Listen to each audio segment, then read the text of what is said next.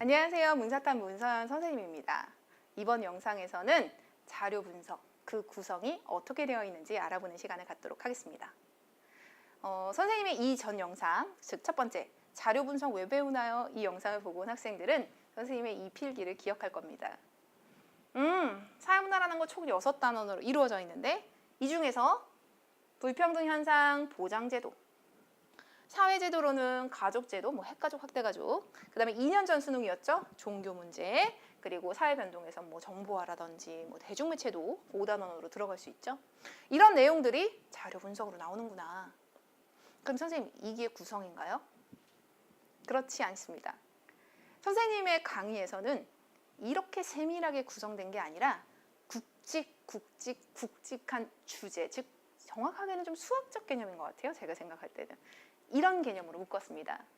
즉, 세 파트 중에 첫 번째, 절대치, 비율, 증감률을 구분하는 게 바로 첫 번째 구성 파트입니다.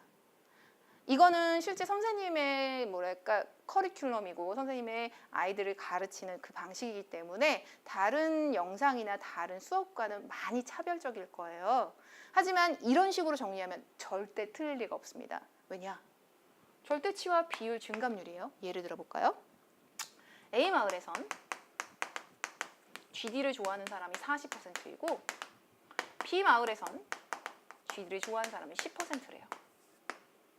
GD를 좋아하는 사람의 수는 누가 더 클까요? 선생님, 너무 쉽잖아요. 비율은 A마을이 더 크지만 사람 수가 만약 이렇게 되면 전혀 다를 수 있어요. 그러니까 이거 모르는 거예요. 맞습니다.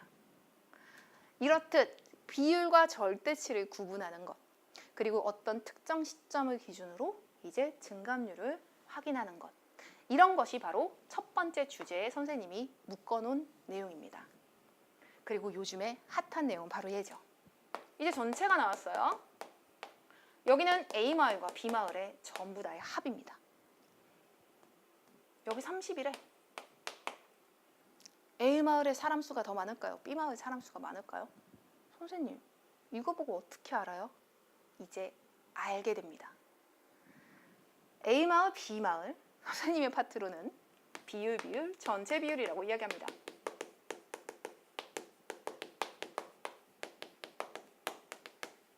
이 전체 비율, 즉 비율, 전체 비율 파트에서는 어떤 부분의 비율과 부분의 비율, 그 두 부분이 합쳐서 전체가 되는 비율까지 알게 되면 A마을이 B마을보다 전체의 사람 수가 더 많고 2배 많고 그러니 GD를 좋아하는 사람 수도 더 많을 수밖에 없다라는 것까지가 지금의 수능이 와 있는 단계입니다. 그런데 잘 봐봐요. 비율, 절대치, 증감률 이게 완벽하게 세팅이 되면 거기에 그냥 보장제도 넣으면 돼. 그냥 GD 빼고 사회보험제도 이렇게 넣으면 되고 GD 빼고 공공부조 넣으면 되는 거예요. 여기에 가족제도, 얘 빼고 A마을, B마을 이런 거에 핵가족 넣으면 가족 문제가 되는 거예요. 정보화, 얘 빼고 여기서 정보화 수치, 정보화 기기의 접근 정도 이런 개념 넣으면 또 6단원의 내용이 됩니다. 절대치, 비율, 증감률이 선생님의 자료 분석 파트의 가장 중요한 수업입니다. 비율만 제대로만 잡아도 모든 문제를 풀 수 있습니다.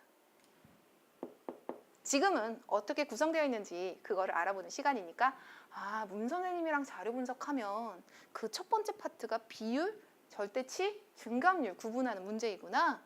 그 부분 정리하고 나면 선생님이 나머지 다 맞춘다 그랬는데 당연하죠. 그러면 선생님 이거면 다 끝난 거 아니에요? 이게 근간으로 깔리지만 실제 지식적으로 좀 풀이가 다르고 다루는 개념이 다른 파트가 있습니다. 바로 두 번째, 계층이동입니다.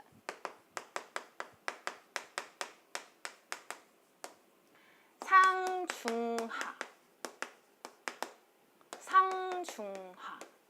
부모와 자녀의 상중하, 각각의 계층별 차이. 하강이동한 건지 상승이동한 건지 보는 계층 이동 파트도 따로 독립된 파트로 공부해야 됩니다. 세 번째는요, 빈곤입니다. 그런데 이 빈곤, 즉 맨 처음엔 주관적 빈곤, 그리고 객관적 빈곤으로 나뉘고, 객관적 빈곤에 또다시 절대적 빈곤, 상대적 빈곤으로 나뉘는 이 내용, 실제로는 2016학년도까지는 중요했습니다. 딱 6월, 9월 모의평가에서 진짜 중요했었어요. 근데 그때 이슈가 한참 많이 됐어요. 이게 논란의 여지가 엄청 많았어요.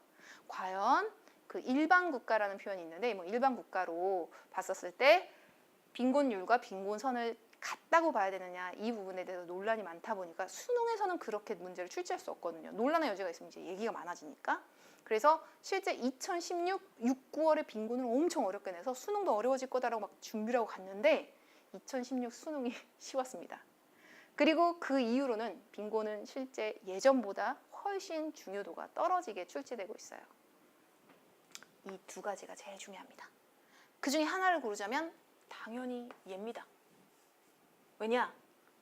얘랑 기본으로 깔리고 그래야지 얘를 풀 수도 있고 얘도 풀 수도 있는 거죠. 자, 이제 자료 분석 어떻게 구성되어 있는지 선생님과 함께 알아봤습니다. 모든 책들 그리고 모든 교과 과정이 이 커리큘럼을 따르는 건 아닙니다. 이건 완벽하게 선생님이 만든 교재와 선생님의 커리큘럼을 따라가는 이러한 내용이니까 선생님 강의를 듣는다면 차근차근 이 순서대로 따라오시면 모든 자료 분석을 풀 수 있을 거라고 확신합니다. 다음 영상에서는 자료 분석 그 시작에 대해서 알아보는 시간 갖도록 하겠습니다. 수고하셨습니다.